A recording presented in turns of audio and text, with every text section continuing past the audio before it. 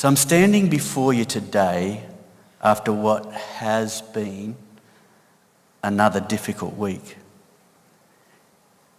In the years ahead, we might look back on this week, as Charles Dickens puts it, it was the best of times and it was the worst of times.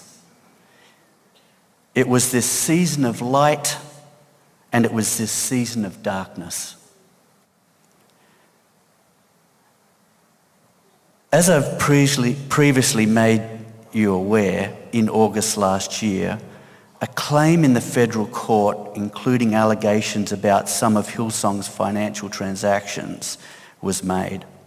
In Australia, employees have the right to test certain claims about employment matters in the federal courts. We believe those claims are incorrect and the church has a right to defend those claims.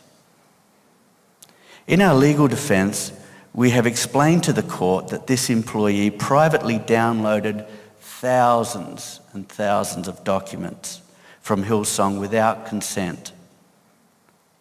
The documents, if published, may violate privacy principles in Australia, and we're taking advice to see how we will now have to act to meet all of our privacy obligations. The board wasn't satisfied in August last year just to respond to the employment claim. It immediately commenced a process of engaging a forensic accounting firm, Grant Thornton, to investigate the claims made by the employee.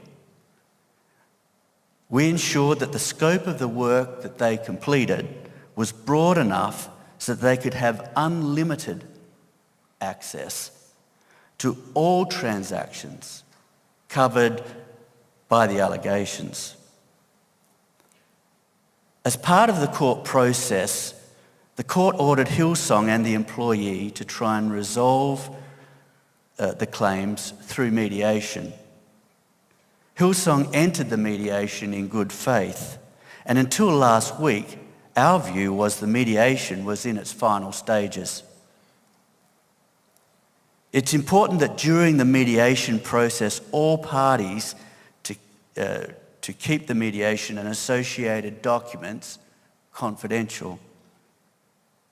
As soon as our mediation obligations are over, we will provide you with an update and we will detail the findings of the forensic report from Grant Thornton. This week, perhaps not coincidentally, Andrew Wilkie, a member of the Australian Parliament, used parliamentary privilege to make public thousands of Hillsong documents. This would have been undertaken knowing that Hillsong has no real opportunity of reply, a right which would be afforded to any other member in the Parliament, and it denied Hillsong procedural justice. Mr. Wilkie did not contact our church to inform us that he was in possession of the documents, nor did he attempt to clarify any of the information in the documents that he had in his possession, which he chose then to make public. Parliamentary privilege protects those who participate in the proceedings of Parliament from outside interference or lawsuit, meaning that the freedom of speech in debates or proceedings in Parliament cannot be questioned in any court or any place out of Parliament. What is disappointing is that we were unable to ask that he not produce documents that may have information about individual people. And we were denied an opportunity to provide any clarity or context for information that had been made public. As I previously outlined last year, the ACNC commenced an investigation into Hillsong within 1 week of Pastor Brian's resignation in March 2022. This investigation is still underway and we are fully cooperating with the ACNC. As a church, we will make changes as we work through with regulators on areas that need adjustment. We will reshape how we do things financially going forward. Some of these disclosures have been confusing and hurtful to you. Some of the conversations and questions friends and family are asking are really difficult and upsetting. I understand some people will assume the worst. For this, I, together with our board, wish to express how deeply sorry we are for any distress this is causing you.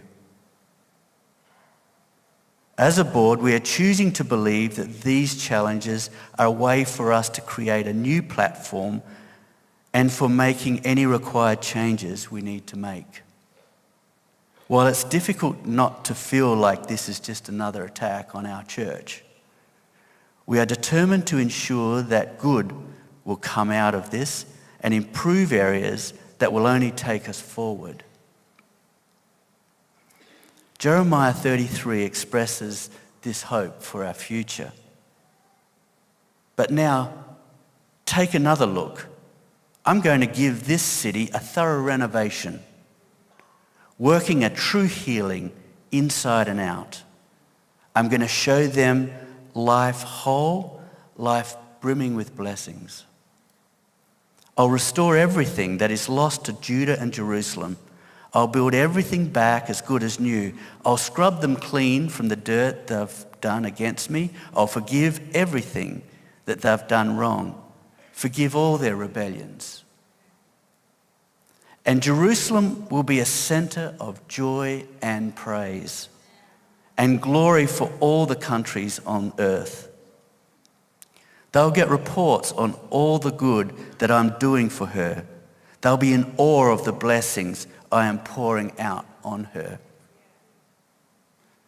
1 month ago, I had the honor of standing before you to announce Pastor Phil and Lucinda's as our new global senior pastors.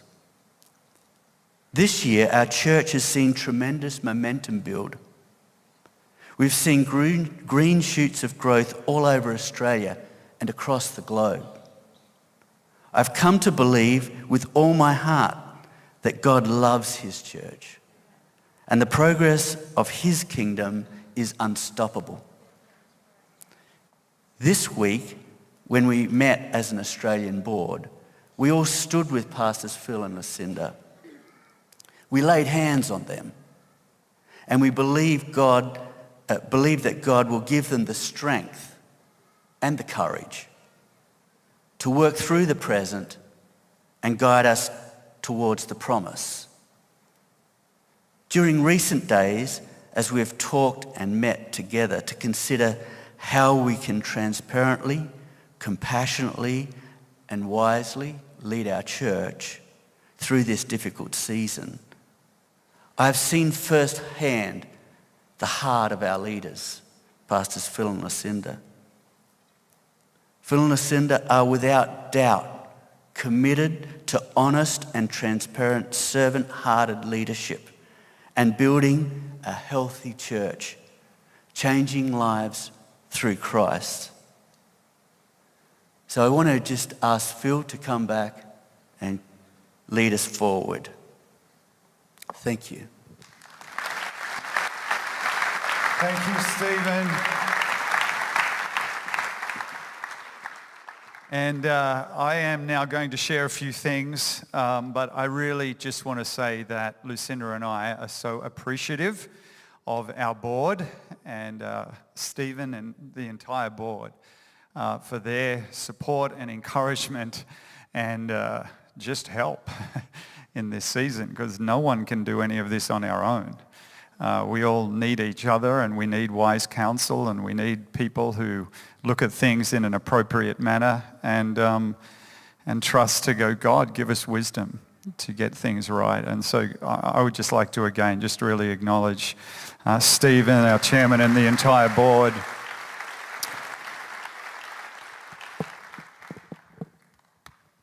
So it is going to be a a different kind of message today, guys. My hope is that we will resume normal church services as soon as we can. Because it does feel a little bit like, and I'm sure for some of you, you're like, man, we just want to come to church. We're getting a bit tired of all of this, and I completely understand that.